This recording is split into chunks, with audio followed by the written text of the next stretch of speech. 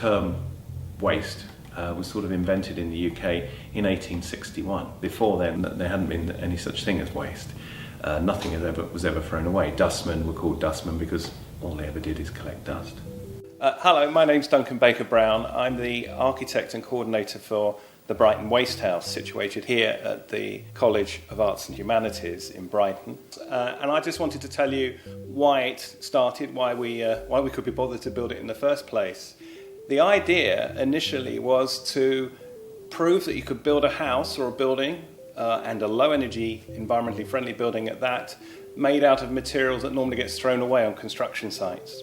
For every 5 houses we build in the UK, the equivalent in waste of 1 house goes to landfill. So that's 20% of everything that arrives on a building site gets thrown away. So the idea was that we would construct something using students to help us with the construction out of this thrown away material.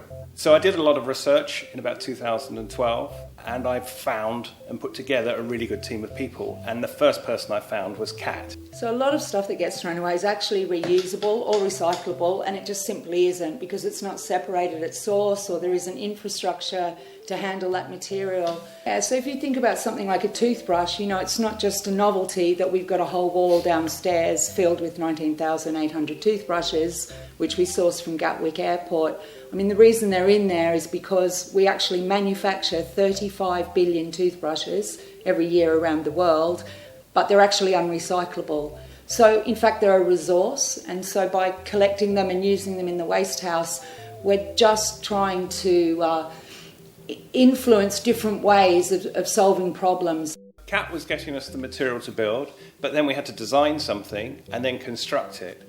And we did that just by using students, plus a very busy site agent from a company called the Mears Group, who also provided construction apprentices. But those apprentices were taught at a college nearby called City College. And City College provided us with all the young carpenters, bricklayers, decorators, whatever. So the building that's now called the Brighton Waste House was completely made by people of about the average age of 17.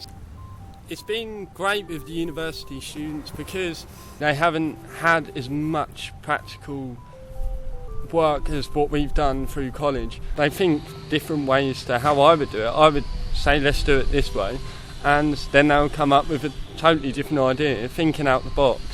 And I think, actually, that was a really good idea. Why didn't I think of it? And they've helped me improve my skills as much as I've probably helped them improve their skills. And now what we've got is a research workshop.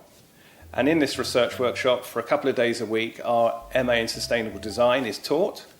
And this is where students think about what they can do with so-called waste. And at the same time, we are monitoring the performance of this place to prove that it is a valid way of constructing. It's also carbon negative, and I mean that in terms of the amount of energy it consumes in use. So it's actually creating 30% more energy than it consumes. So it's actually a mini power station as well as a pile of rubbish.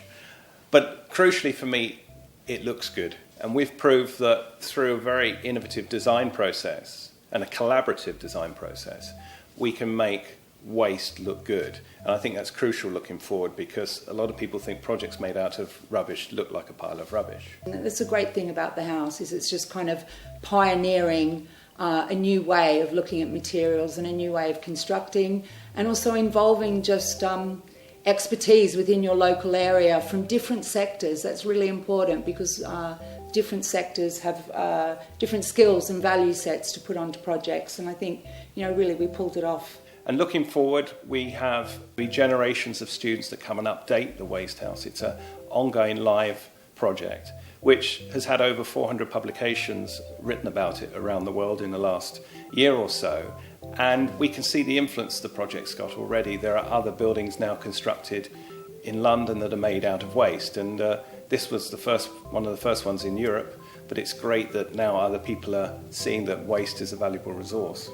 Yeah, and from my point of view, one of the great things is that the project enabled residents and just ordinary people in the city to engage with the project, to contribute materials, and really importantly, we ran it as a zero waste construction site. So all our leftovers have not been discarded.